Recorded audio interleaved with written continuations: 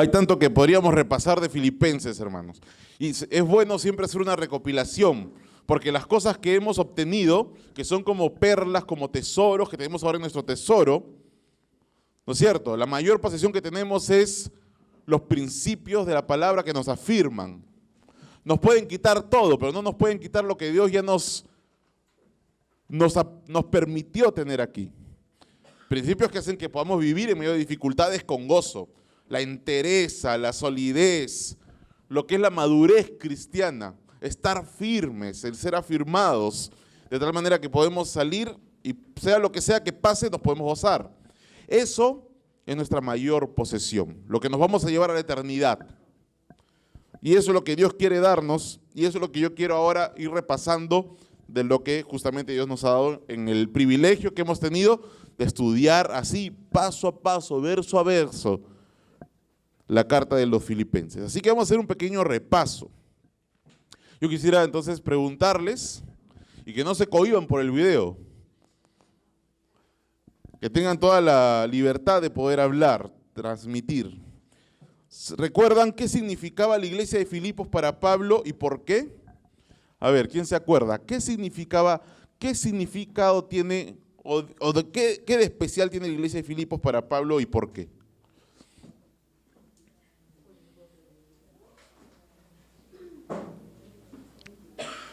¿Estamos aquí, hermanos? ¿Sí?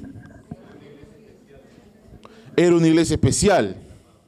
Él amaba esa iglesia, ¿no? ¿Y Pablo no amaba las otras iglesias? Sí. ¿Era la primera iglesia fundada por Pablo? No, no necesariamente. Pero sí tenía algo especial. Pablo siempre regresaba. ¿Se acuerdan que Pablo siempre regresaba? ¿Se acuerdan de esa oportunidad de que Pablo se dio cuenta que le habían puesto una trampa de muerte cuando quería zarpar, ¿no?, desde Corinto a Acaya? Y cuando se dio cuenta de la trampa que habían puesto para amenazar su vida, ¿qué hizo? Se fue a Filipos, regresó por Filipos. Cuando Pablo fue a predicar a Troas, y no hubo, en Troas, aparentemente no hubieron los frutos esperados, ¿no? Claro, Pablo dice, igual en triunfo estuve porque sea para vida o para muerte, ¿no? Somos olor fragante al Señor. Pero cuando regresó de Troas, regresó a Filipos. Y así, si podríamos repasar toda la vida de Pablo, la historia de Pablo, Pablo tenía en Filipos como una especie de base misionera, como un hogar, como un lugar donde llegaba y inmediatamente todos se remontaban en sus mentes a los palos que recibió Pablo, a la cárcel que recibió Pablo, cómo hubo un terremoto y se convirtió el carcelero. Yo me imagino que en sus conversaciones, recordando eso, se gozaban, ¿no? Y se afirmaban. Y cómo después consoló sus corazones. Todo lo que pasó en Filipos los unió más, le dio una comunión. Así que estamos leyendo una carta que es especial. Es a una iglesia especial, íntima, cercana. Eso es importante tenerlo como contexto. La carta empieza como igual que en Colosenses, ¿no? En Colosenses también empezó así. ¿Cómo empieza la carta a Colosenses, que también se parece a la de Filipenses? Empieza con un saludo y después del saludo, ¿qué hay? Una acción de gracias, ¿no es cierto? Una oración que, como toda oración, empieza primero por gratitud. ¿Y qué es lo que agradece? ¿Qué es lo que agradece Pablo a Dios con respecto a Filipos? La comunión con la que participaban. O sea, ustedes son parte, nos sentimos parte del Evangelio. ¿Y por qué Pablo, eso era gratis? Que Pablo sienta que la iglesia participaba, cooperaba con Pablo en su ministerio. Y ese era el motivo, porque siempre recuerda a Filipenses y era gozo, gratitud para Pablo recordar a la iglesia de Filipenses. ¿Cómo los Filipos cooperaban con Pablo? Lo apoyaban económicamente, muy bien. ¿Qué más? Oraban, y ese yo creo que es la principal y la más grande de las contribuciones que Pablo percibía de los filipenses, ¿no? ¿Por qué? porque toda la fidelidad del Evangelio, perseveraba en el Evangelio, lo acompañaba en el Evangelio, pero él sabía que todo el apoyo económico que los filipenses le puedan dar no iba a servir de nada sin la obra del Espíritu Santo, ¿no? Así que así no les den ni un sol, pero si oraban, entonces era mucho más que cualquier apoyo económico. ¿Por qué? Porque dice, por su oración y la ministración del Espíritu, sé que seré liberado. ¿Por qué? Porque eso es lo que hace que los corazones se quebranten, se abran los ojos de los ciegos. El Espíritu Santo es el que obra para salvación, y el Espíritu Santo también es el que obra en Pablo para darle palabra. Así que al final la obra es del Espíritu, y como Pablo tenía conciencia de eso, sabía que como la obra es espiritual, sabía que lo más importante que le podía dar una iglesia era la oración. ¿Tú lo sabes, hermano? ¿Tú sabes que lo más importante que te puede dar un hermano en Cristo es que ore por ti? Que es lo más valioso que cualquier tipo de ayuda. Sí, ¿no? Si lo sabemos, entonces hay que vivirlo. Y eso habla que nosotros, nuestras prioridades, nuestra vida se reenfoca y gira en torno a las realidades bíblicas desde ahora, ¿no es cierto? Y comenzamos a vivir, sabemos qué es lo que más necesitamos: oración. Un buen misionero también reconocerá, como Pablo, qué es lo más trascendente e importante, y estará constantemente comunicado, transmitiéndole a la iglesia sus necesidades de oración. Igual, una persona que realmente cree en el Evangelio, ¿cómo se nota? Porque cuando te acuerdas con él, lo primero que te dice es: ora por mí, porque la oración tiene poder. Porque eso es lo que más me beneficia, ¿no es cierto? Entonces, compartían oración, compartían también el apoyo económico, lo acompañaban a Pablo en la obra. Qué trascendente, qué tal relación de Pablo con la iglesia. Estaba agradecido Pablo, pero Pablo también, aparte de una acción de gracias, ¿cuál era lo que pedía Pablo? Una petición, ¿no? Crezcan en conocimiento. Y es interesante el pedido de Pablo, y esto pide en oración. O sea, yo sé que me aman, vivimos una relación de amor con ustedes, filipenses, eso es innegable, pero mi principal preocupación, mi mayor anhelo es que ese amor no sea un amor de club social. No le estoy haciendo propaganda a ninguna galleta, por si acaso.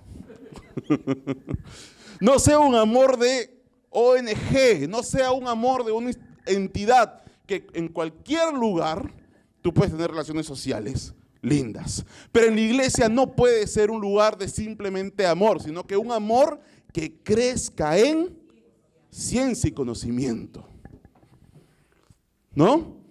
Si no, mejor nos vamos pues al jockey, ¿no? Tampoco lo estoy haciendo propaganda al jockey.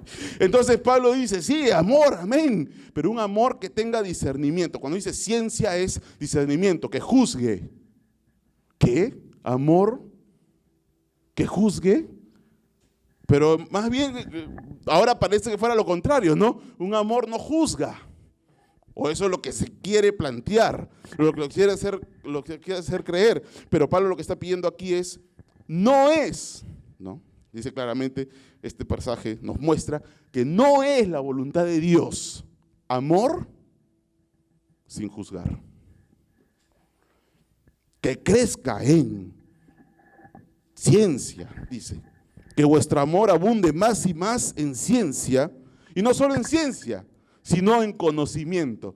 Y no un conocimiento informativo para que nos creamos los eruditos de la palabra y que yo tengo la doctrina más sana que tú, sino que un conocimiento que se traduce en transformación de carácter, ¿no? Soy cada vez más paciente, ¿no? Soy cada vez más piadoso, practico más las disciplinas espirituales, tengo una vida que cada vez refleja mejor el carácter de Cristo en mi vida diaria. Respetuoso, atento, amable, preocupado. Ese es el pedido de Pablo. Después de la oración, entonces, viene la información de la prisión como una buena noticia. Eso lo hemos estado viendo después, ¿no? Quiero que sepáis, hermanos, que las cosas que me han sucedido han redundado más bien en el progreso del Evangelio. Entonces Pablo está animado y le dice a los filipenses, ha sido bueno la prisión. Alégrense conmigo, estoy preso. Qué lindo, gracias a Dios. ¿Por qué, Pablo? ¿Por qué estás alegre por la prisión? ¿Por qué? Porque se ha difundido el Evangelio por todo el pretorio. Ustedes, por ejemplo, cuando hemos visto películas como Cristo, a Jesucristo, lo azotaron, ¿no? Lo azotaron, lo escupieron, lo golpearon en un patio, ¿no? En un patio, y en la película se ve pues que están ahí los soldados en el patio, y como que era el centro de una casa grande. Ese patio era parte del pretorio. Entonces cuando Pablo dice, yo por las prisiones ha sido conocido el Evangelio en todo el pretorio, está diciendo que aparentemente Pablo en ese patio salía de vez en cuando, ¿no? Pues estaba preso, pero podía salir todavía, no estaba como en la prisión de 2 Timoteo, que está en la prisión romana, la primera prisión de Pablo, y todos ahí preguntaban, ¿quién es él? Ah, él es Pablo, predicador de una nueva religión. ¿Ah, sí? ¿Y cómo así? ¿De qué habla? De un tal Cresto, que hay un problema ahí con los judíos, entre judíos. Y comenzaban todos a indagar porque lo veían ahí a Pablo y todo el mundo se comenzó a enterar. Y ahí fue que Pablo se gozaba. ¿Por qué? Porque podíamos ver que esto era la soberanía de Dios para la extensión del Evangelio, usando a Pablo y su prisión. Y ese era el gozo de Pablo, porque no importaba él, sino en la extensión del Evangelio, y para él era un gozo la extensión del Evangelio. La prisión como una buena noticia. Las dos motivaciones de la predicación también vimos, ¿se acuerdan? ¿Cuáles son las dos motivaciones que habían? Muy bien, por contienda, muy bien. ¿Qué más? Por envidia. Algunos predicaban por contienda y envidia. ¿Y la otra motivación cuál era? Por amor, ¿no? Por amor a Cristo, por amor a las almas, pero sobre todo en este contexto, se está hablando del contexto de detractores, de gente que no querían a Pablo por amor a Pablo.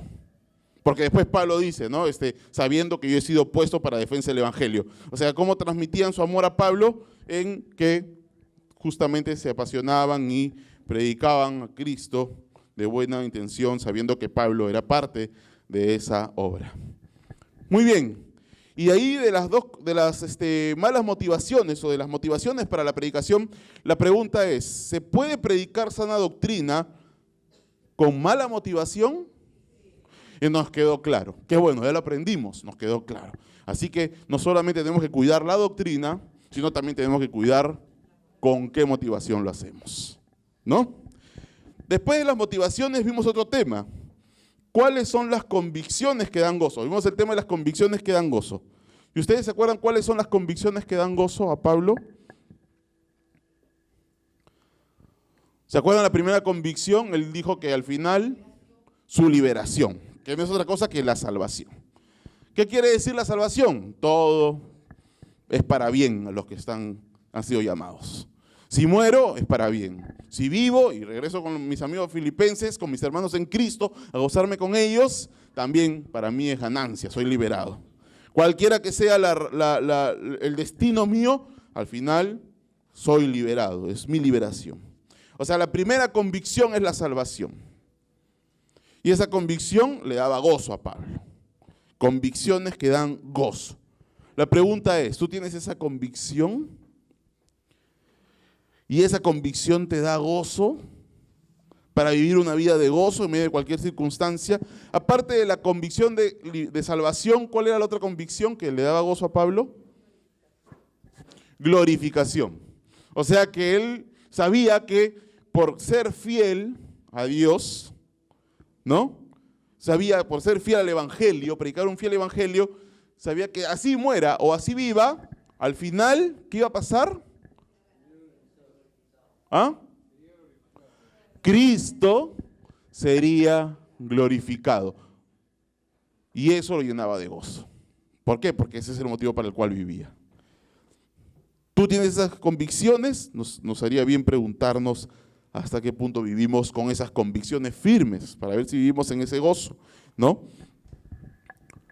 Muy bien, y la clase pasada, hermanos, la semana pasada, que es la última antes de esta, vimos que Pablo habla sobre el tema del vivir es Cristo y el morir es ganancia, ¿no? 1 hora 20 duró el mensaje, creo, ¿no? Ese versículo. 2 horas casi, ¿no? Y quedó chico, ¿no? Porque... ¿Qué dice? Para mí el vivir es Cristo. ¿Qué significa? Hemos aprendido que significa que Cristo es su vida, como una declaración esa que hacen mi vida, Cristo es mi vida, ¿o no? ¿Qué quiere decir para mí el vivir es Cristo? Aclaramos que no quiere decir Cristo es mi vida, sino que lo que está diciendo es que su vida es vivir la vida de Cristo, ¿no? O sea, ya no vive la vida Pablo, sino que vive la vida Cristo. O sea, para mí el vivir es vivir lo que Cristo quiera que yo viva, ¿no? Porque es Cristo en mi cuerpo, ¿no? Yo ya estoy muerto, ahora vive Cristo en mí, ya no hago lo que yo quiera, Cristo hace lo que Él quiera en mi vida y al final, mientras más viva eso, más voy a reflejar a Cristo. Más cuando me vean van a ver a Cristo. Y lo que importa no es que me conozcan a mí, Omar Larrazábal o a ti, sino que a través de ti puedan ver a Cristo. Y a Cristo sean el que conozcan en tu vida. Para eso hay que vivir como Cristo vivió y eso es vida Cristo. Eso es lo que entendimos, ¿no es cierto? Por eso se gozaba, porque para mí vivir es vida Cristo, no yo. Y Cristo fue a la cruz. Y si vida Cristo es ir a mi cruz, que es morir aquí, amén, me gozo en eso. Y el morir es ganancia, ¿qué quiere decir? Quiere decir que realmente el hecho de morir es la ganancia, ¿a eso se estaba refiriendo? Muy bien, se refería al estado después de la muerte, es ganancia. El estado, la vida que viene después de la muerte es ganancia. Muy bien, entonces ya hemos hecho todo el repaso. Ahora vamos a ver el versículo 22. La superioridad que da gozo, la superioridad o el gozo de una vida superior. Versículo 22 dice, mas si el vivir en la carne resulta para mí en beneficio de la obra, no sé entonces qué escoger. No sé entonces qué escoger. Y el primer punto es la superioridad de la vida después de la muerte. Acá hay un error, hermanos, corrijan. La superioridad de la vida después de la muerte. Esta oración, más si el vivir, empieza con una preposición. El más, que dice acá, es una preposición para dar un argumento para justificar algo, ¿no? Es como el pero. Pero, si el vivir, ¿por qué Pablo quería justificar el vivir en la carne? Dice, pero si el vivir en la carne. ¿Por qué Pablo quería justificar vivir en la carne? Bueno, hay que explicar también qué es vivir en la carne, ¿no? Porque hay que tener cuidado con ese término, ¿no? ¿Por qué Pablo quería justificar la vida? En beneficio de la obra, ¿pero qué más? ¿Qué dijeron? ¿Qué?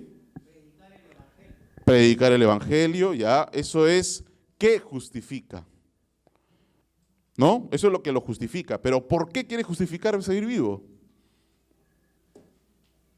Aquí lo que está haciendo es tratar de justificar por qué seguir vivo. Lo cual sería irracional, ¿no? Tú no tienes que... ¿Por qué estás vivo? Nadie te pregunta eso, ¿no? Pero ¿por qué Pablo sí le está preguntando aparentemente a una persona y él está dando la respuesta? ¿Por qué estás vivo? Porque eso es lo que está pasando. Por la convicción de que, ya, esa es la respuesta, ese es estoy vivo por la convicción de que Cristo es el amo.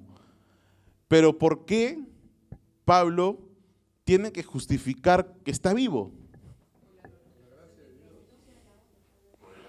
Claro, esa es la razón por la que Él está vivo, por el beneficio de la obra, por el avance de la obra, por la glorificación. Pero, ¿de dónde viene la duda? Ahí está. Porque el morir es ganancia. Él acaba de decir que el morir, o sea, el estado después de la muerte, es ganancia. Entonces, si el morir es ganancia, y si así muera o viva, Él glorifica a Cristo, la pregunta es, entonces, ¿por qué sigues vivo, Pablo? ¿Se entiende? Parece un pensamiento medio suicida, ¿no? Totalmente. Bueno, vamos a explicarlo. Pero acá lo que se está planteando es eso. Pablo se ve obligado a sustentar o a justificar por qué seguir vivo. ¿Me entienden? ¿Ustedes alguna vez se han preguntado eso? ¿Por qué sigo vivo?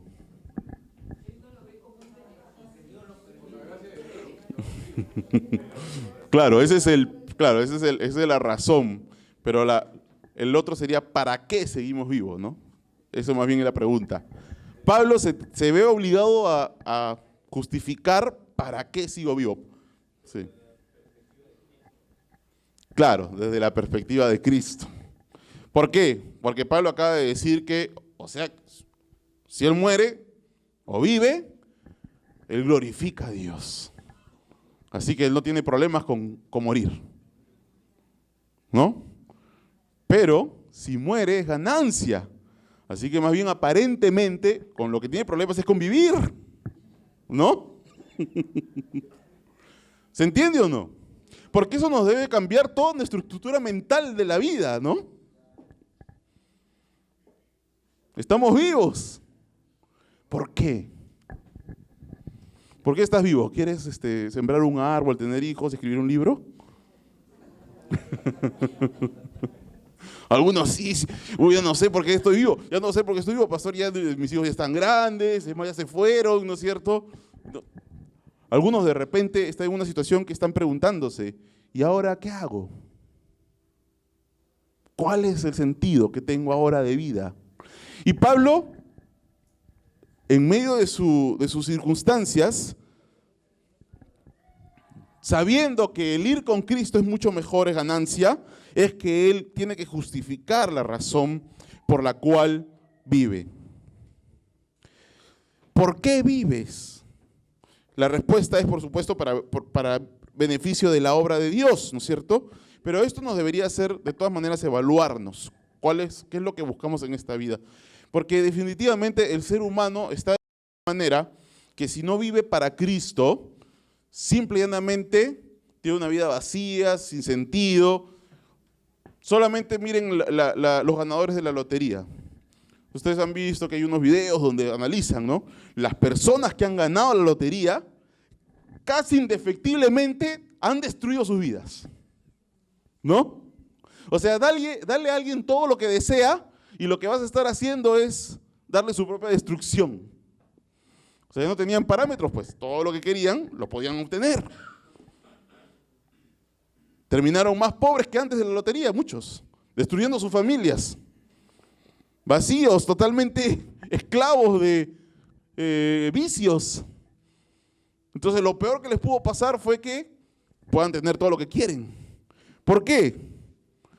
Porque la única razón verdadera que puede llenar al hombre, el único motivo verdadero que puede darle al hombre alguna, el mayor gozo, la realización personal es vivir para Cristo. La única razón que tiene vivir es conocer más íntimamente, más profundamente y más apasionadamente a Cristo. Eso es lo que está planteando la palabra de Dios. Entonces cada día deberíamos preguntarnos ¿por qué me despierto? ¿Quiero hacer dinero? ¿Quiero tener más bienestar? ¿Quiero tener un mejor carro? ¿Quiero tener un iPhone el siguiente porque ya el Huawei ya no funciona? ¿O es hoy quiero conocer un poco más profundamente a Cristo? ¿Para qué vives? No tiene sentido la vida si no es Cristo. Y Pablo lo que está diciendo aquí es eso. O sea, si no fuera por el beneficio de la obra, no sabría, mejor me voy con Cristo. ¿No es cierto? Y eso a veces se logra, el conocer más a Cristo a veces se logra con sufrimientos, ¿o no? ¿Sí o no? Entonces, si para ti lo más preciado y el único propósito para estar vivo es conocer más a Cristo, ¿qué pasa si te viene un dolor, una prueba difícil, un sufrimiento que te ayuda a conocer más a Cristo? Le dices, gracias Señor, ¿no? Gracias Señor, porque en medio del dolor estoy conociendo más a Cristo. Claro, en mi carne yo quisiera que esto nunca me venga, ¿no? En mi carne yo preferiría, Señor, yo mejor prefiero estar en Aruba con mi daiquiri, no sé, ¿no? Pero sabemos por el Espíritu que obra dentro de nosotros que en realidad eso es lo que nos llena de plenitud y de gozo. El dolor nos da gozo. Y lo cantamos. Hay belleza en el dolor, ¿no? Pero muchas veces el primer problema que tenemos nos frustramos y estamos renegando y nos comenzamos a gritar y vienen los problemas en la casa. ¿Por qué? Porque nos olvidamos rápidamente que nuestro único sentido para estar vivos es Cristo y para la obra de Cristo. Ahora hay una pregunta. ¿Cuándo conocerás más a Cristo? ¿Cuando estés vivo o cuando estés muerto? Entonces, ¿para qué vives?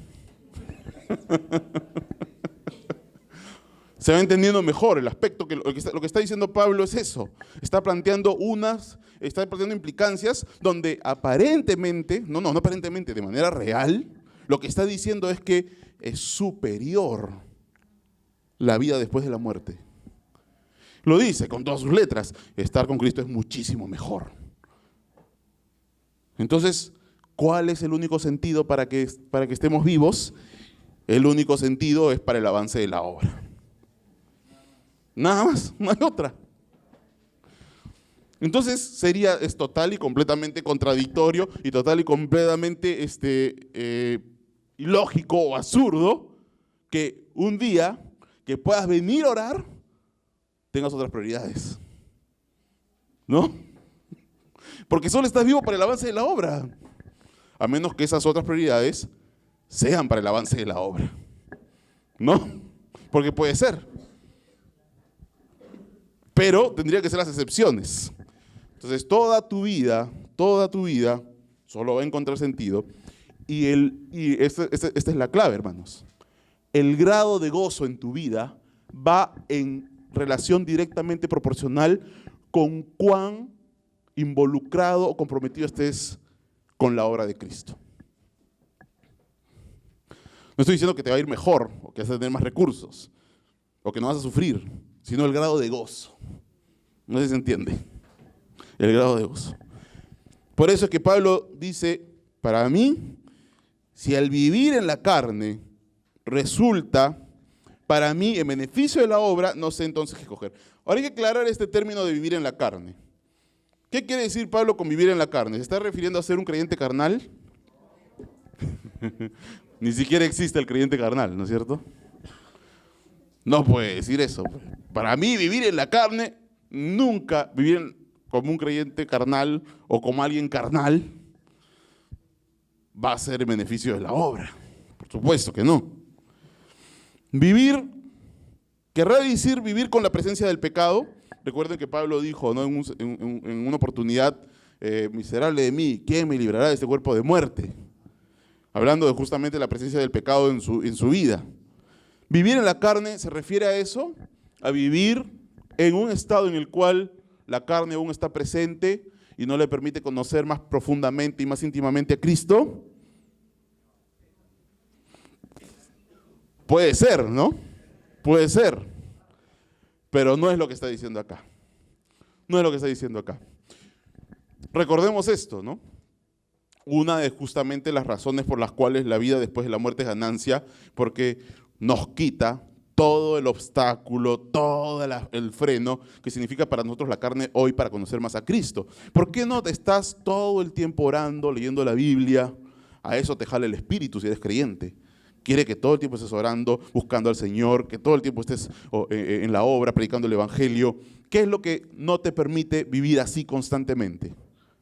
La carne. Por eso que Pablo exclamó, miserable de mí, quiero ya que Dios me quite este cuerpo de carne para por fin vivir la plenitud de Cristo en mi vida. Ese día estaré realizado, pleno, completo, ¿no? En cierto sentido es así. Pero aquí cuando dice vivir en la carne, se refiere a lo que dice en Gálatas 2:20. ¿Quién puede leer Gálatas 2:20? A ver, hermanos, ¿quién lo puede leer? Con Cristo estoy juntamente crucificado, y ya no vivo yo, mas Cristo vive en mí. Y lo que ahora vivo en la carne, lo vivo en la fe del Hijo de Dios, el cual me amó y se entregó a sí mismo por mí. Muy bien, ahí está. Y lo que ahora vivo en la carne, se está refiriendo a lo que ahora vivo en mi estado, ¿no? Aquí en este mundo. Como cuando también se dice de Cristo, ¿no? En los días de su carne. No se dice que Cristo era un carnal, por supuesto, no se dice tampoco que Cristo tenía la concupiscencia y la posibilidad de pecar, sino lo que se está diciendo es que Jesucristo está viviendo aquí en esta tierra. Así que aquí lo que está hablando Pablo es el vivir en este mundo, en esta tierra. A eso se refiere, así de simple. Se presenta pues aquí como un estado que debe ser tolerado o soportado. Cuando se compara con la ganancia que es la vida después de la muerte, aunque el hecho de que vivir la vida de Cristo en la carne es una vida de sumo gozo. ¿Por qué? A pesar de que la ganancia es estar con Cristo, ¿no? A pesar de eso podemos vivir aquí con sumo gozo, si vivimos la vida de Cristo, si hacemos que el vivir sea vida Cristo y no vida nuestra. Por la presencia de Cristo en comparación con el estado después de la muerte es menor, porque la presencia de Cristo después de la muerte es más plena. ¿La presencia de Cristo después de la muerte es más plena, sí o no? Filipenses 1:23. A ver quién lo lee, que es el siguiente versículo, ¿no? Que vamos a enseñar. Porque de ambas cosas estoy puesto en estrecho, teniendo deseo de partir y estar con Cristo, lo cual es muchísimo mejor. ¿Por qué es muchísimo mejor partir? Por estar con Cristo. Pero ¿no estamos con Cristo ahorita? ¿Qué hace mejor a algo? Miren, hermanos, aquí está bien claro, ¿no? El aspecto es claro. Lo que hace mejor cualquier cosa es la presencia de Cristo. ¿No? Cualquier cosa, sea lo que te pase, si te acerca a Cristo, es mejor. Si te aleja de Cristo, es peor. Imagínate que recibes una beca, ¿no? Recibes $1 millón para que vayas por todo el mundo. Si eso te aleja de Cristo, es peor, ¿no? Pero si te vas a lo profundo de la selva y ahí sirves a Cristo, a pesar de las dificultades que puedan significar, si eso te acerca a Cristo, es mejor, ¿no es cierto? Y no estoy hablando de cosas idealistas, ¿ah? Estoy hablando de cosas reales. Nuestros hermanos en Cristo que están en lugares donde justamente la persecución, los padecimientos hacen que la iglesia se tenga que ocultar, se tenga que esconder, vaya a la iglesia a costa de su vida, pero tienen un conocimiento y tienen una intimidad con Cristo que nosotros anhelamos o no anhelamos. Pues acá hay tanta libertad que a veces se nos hace difícil hasta venir a la iglesia, ¿no es cierto? Porque algo está por ahí, tenemos otro compromiso. ¿Pero qué? ¿Acaso Cristo no está con nosotros ya? ¿Cuál es la diferencia entre estar con Cristo si ahora ya estamos con Cristo? Y ahí lo vemos en 2 Corintios 5, del 6 al 8. 2 Corintios 5, del 6 al 8. ¿Quién lo puede leer? A ver, hermanos.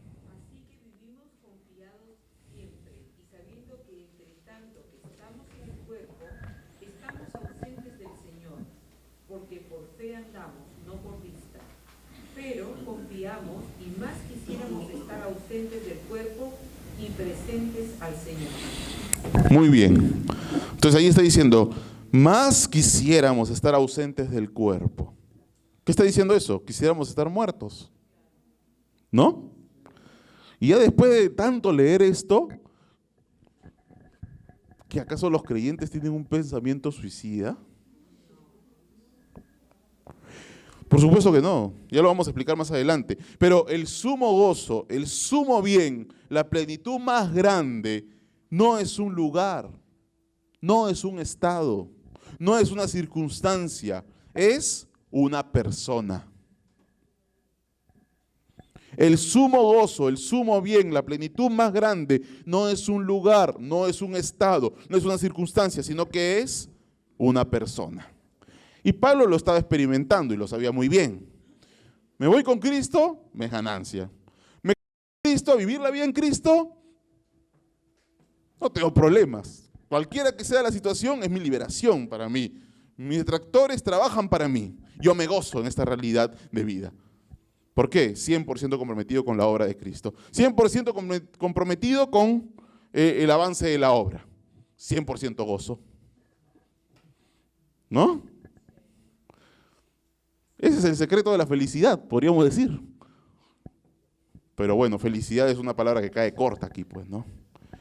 Porque definitivamente preferimos el gozo que la felicidad. La felicidad es una emoción pasajera. El gozo es algo profundo, permanente, que Cristo te puede dar.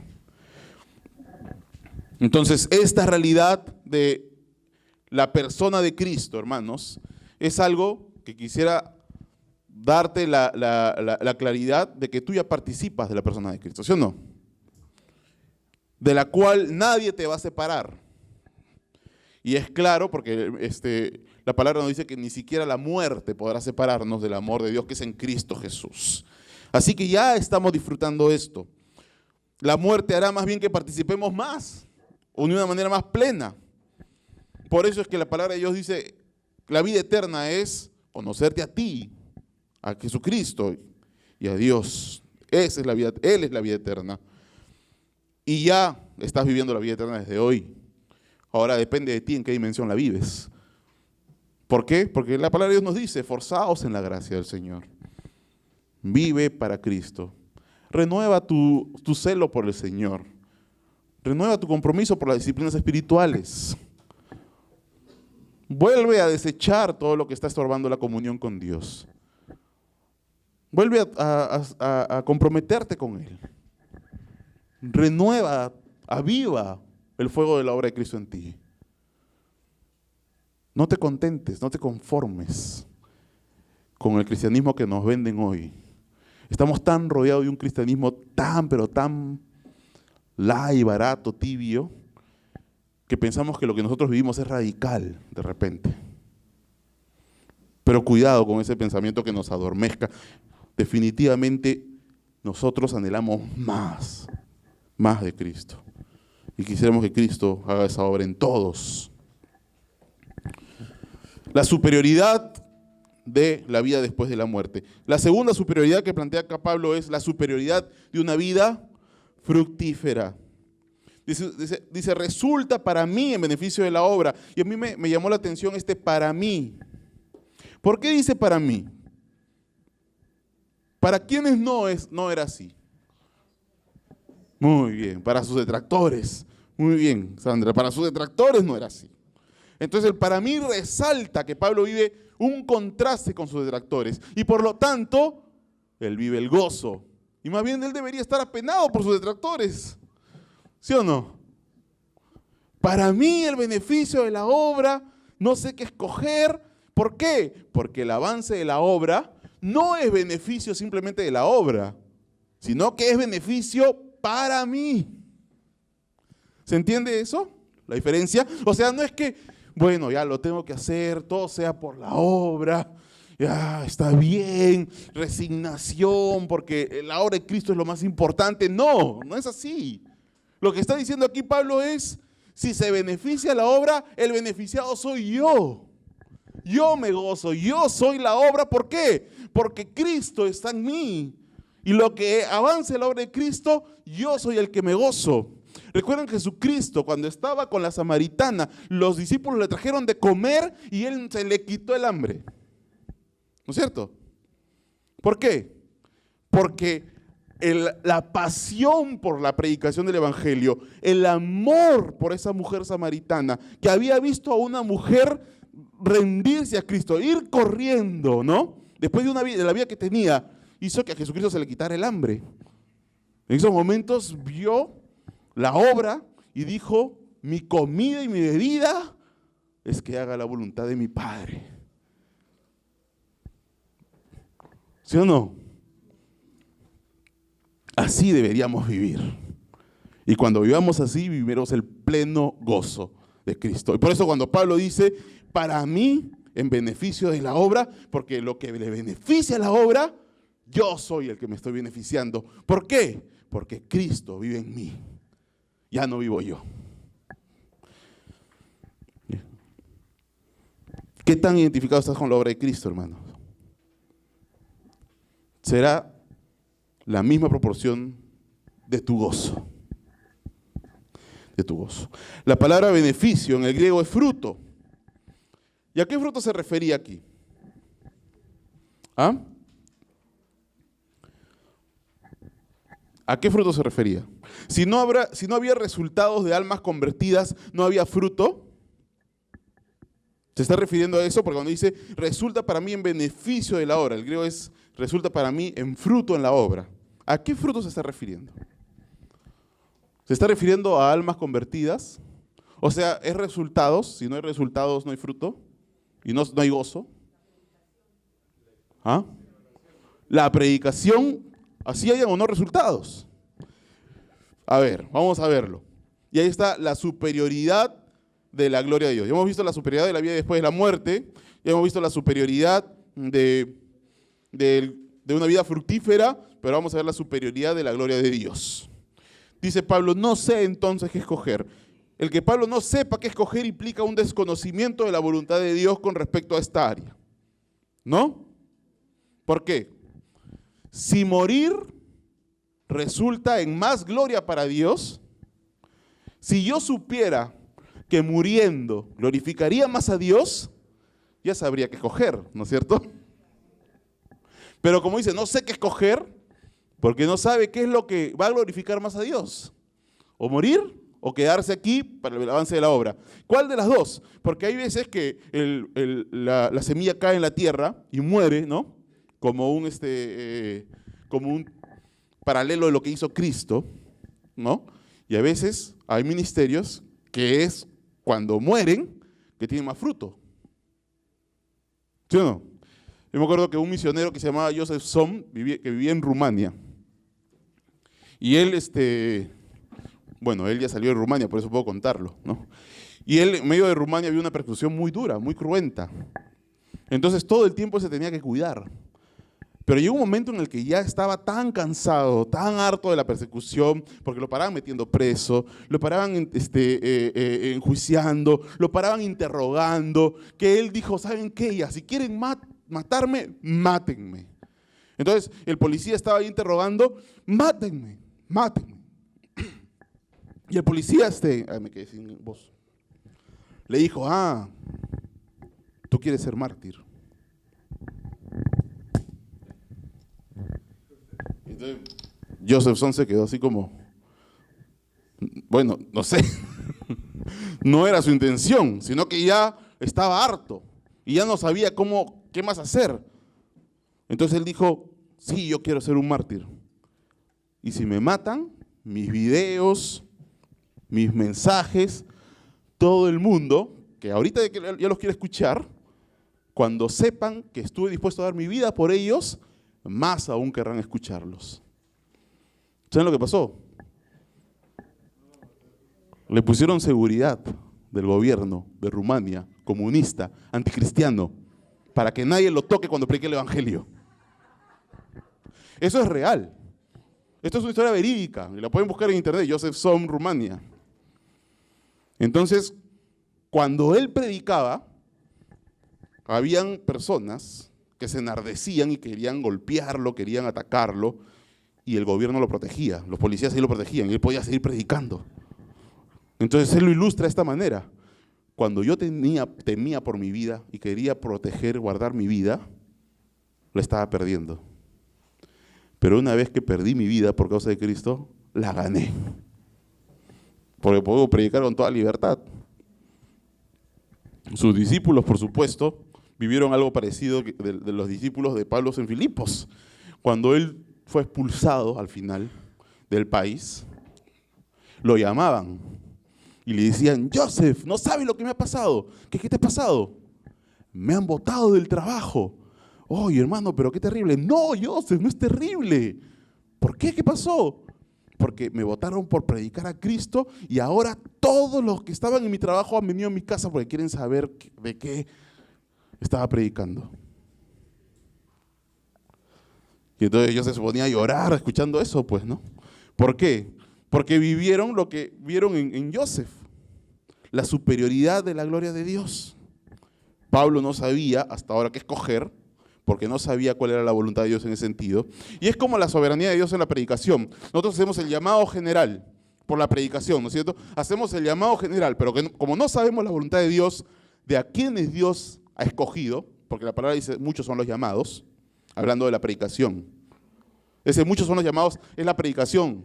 El llamado general dice que se sean muchos, pero pocos son los escogidos, hablando de que todos los que se les predica, pocos son los que responden al evangelio. Entonces por eso les predicamos a todos, Por eso es que Pablo acá no se entregó a la muerte, ni al abandono por morir. ¿Por qué? Porque no sabía cuál era la voluntad de Dios. Entonces, cuando comenzaron a perseguirlo, él huía. Y en lo que podía él preservar su vida, la preservaba. Pero cuando ya no podía preservar su vida, se gozaba. Iba a la muerte con gozo. ¿Qué tal vida, no? ¿Qué tal vida? La superioridad de la gloria de Dios. ¿Y saben qué? El problema principal de la iglesia primitiva no era que la gente no asistía a la iglesia o que no se comprometía. Uno de los problemas principales que tenía la iglesia primitiva era cómo evitar que la gente se entregue a la muerte.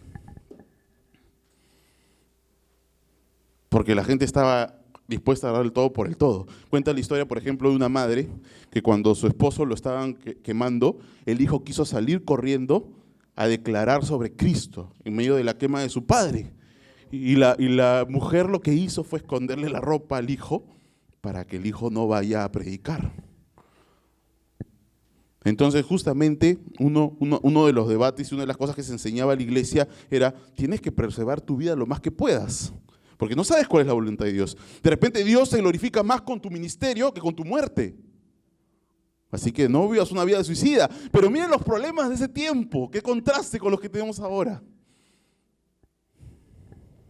La única forma que compita el permanecer vivo con estar delante de Cristo es que esto implique más gloria para Cristo, en frutos de almas convertidas o en frutos de almas ajusticiadas. Así que si, Señor, mi vida ya no te va a glorificar, llévame mejor. ¿Sí o no? 2 Corintios 2, 14 al 17. Con eso terminamos. 2 Corintios 2, 14 al 17. No eran resultados lo que Pablo buscaba, mas a Dios gracias, el cual nos lleva siempre en triunfo. ¿Qué, Pablo? ¿Te azotaron, te apedrearon, te tomaron por muerto? ¿Cómo que en triunfo? ¿De qué triunfo hablas? Naufragaste, te agarraron a varazos, te han metido preso 2 veces y dice que siempre fuiste exitoso, siempre has sido en triunfo. Sí, dice, el cual siempre nos lleva en triunfo. ¿Cuál es el triunfo acá para Pablo? El avance de la obra. Pero mira cómo lo plantea aquí, ¿ah? Vemos que el triunfo no es ser próspero, ¿no? Tener su jet privado y los mejores ternos y que donde vaya le den una ofrenda de no sé cuánto y después todo el mundo tenga sus pósters ahí, sus imágenes. No, el triunfo de Pablo, ¿cuál era? Por medio de nosotros manifiesta en todo lugar el olor de su conocimiento. ¿Cómo? Porque para Dios somos grato olor de Cristo en los que se salvan y en los que se pierden. A estos ciertamente olor de muerte para muerte y a aquellos olor de vida para vida. Y para estas cosas, ¿quién es suficiente? O sea, qué privilegio tan grande. Pues no somos como muchos que medran falsificando la palabra de Dios, sino que con sinceridad, como de parte de Dios y delante de Dios, hablamos en Cristo. ¿Por qué? Porque sabía que si algunos se salvaban, Cristo se glorificaba. Y si algunos se perdían, Cristo se glorificaba si ellos se mantenían fieles al mensaje. Entonces, al final, ¿para qué estaba vivo Pablo? ¿Por resultados? No, por la gloria de Cristo. ¿Y cómo se glorifica a Cristo? Cuando tú predicas fielmente, así no hayan resultados. Y no te dejas tentar por la tentación de falsos resultados. Los que se pierden, hay que aclarar esto, los que se pierden es 100% la obra de ellos. Son completamente responsables los que se pierden, ellos mismos. Pero los que se salvan es 100% la obra de Dios.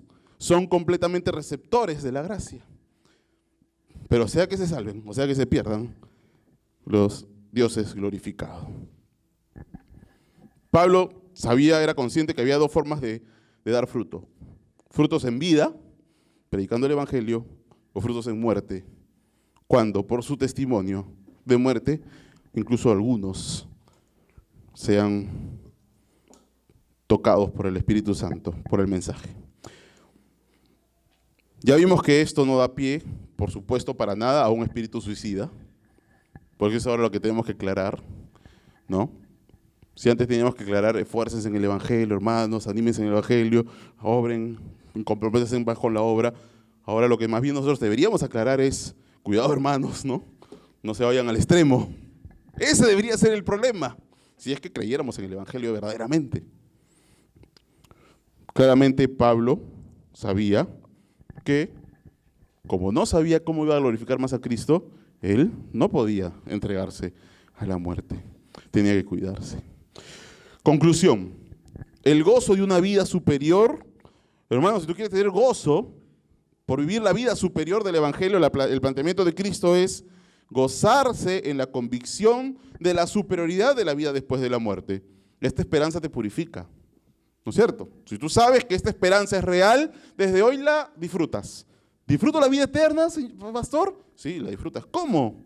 Bueno, es que desde ahora sabes que te vas a encontrar con los tuyos que te han antecedido, desde ahora sabes que te vas a encontrar con Cristo, desde ahora sabes que vas a tener una vida plena, sin dolor, sin sufrimiento, y eso te da esperanza, te da paz, te ayuda a soportar las tentaciones, ¿no es cierto? Desde ahora lo disfrutas. La vida eterna la disfrutas desde ahora. Bueno, después la vas a disfrutar plenamente. 2, gozarse en la superioridad de una vida dedicada a conocer más a Cristo. Dice que no hay tarea más noble para el ser humano que conocer a su Creador. Las personas lo sabían antes y esto era una cosa universal. ¿Cuál era la doctrina o la ciencia o el estudio más alto, más rankeado, el más grande de los estudios? Teología. Ahora todo eso se ha pervertido, ¿no? Ahora el mundo más es el humanismo, el hombre, pero antes se sabía claramente que no hay tarea más noble, no hay tarea más plena para el hombre que conocer más a su Creador. ¿Tú lo crees? Por eso estás aquí en esta noche, ¿no es cierto? Para conocerlo un poco más. Y tercero, gozarse en la superioridad de una vida que espera glorificar a Dios siempre. Sea por vida, sea por muerte, sea por enfermedad, o sea por salud, sea por riqueza, o sea por pobreza, sea por abundancia o por escasez. Glorificar a Dios siempre en nuestra plenitud y nuestro gozo. Vamos a orar, hermanos.